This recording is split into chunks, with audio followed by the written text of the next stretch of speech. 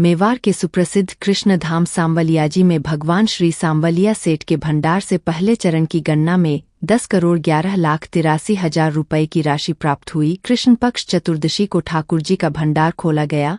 पहले चरण की गणना का समापन हुआ। भंडार से प्राप्त राशि की गणना करने के दौरान मंदिर मंडल बोर्ड के अध्यक्ष हजारीदास वैष्णव, बोर्ड सदस्य किशनलाल अहीर, हरिराम गाडरी, रामलाल गुर्जर, पवन, नायब तहसीलदार व प्रशासनिक अधिकारी प्रथम शिवशंकर पारीक,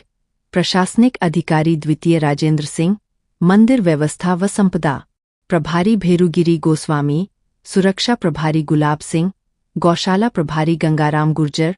वरिष्ठ सहायक कालूलाल तेली सहित मंदिर मंडल तथा क्षेत्रीय बैंकों के कर्मचारी मौजूद थे। 4 बजे घटिया पे 5 बजे अरे यार टीवी पे न्यूज़ के लिए चल जा ठीक है 5 बजे बेबे जाने वाले 5 बजे जुड़ा हुआ कौन है सब 1 घटिया यार आपने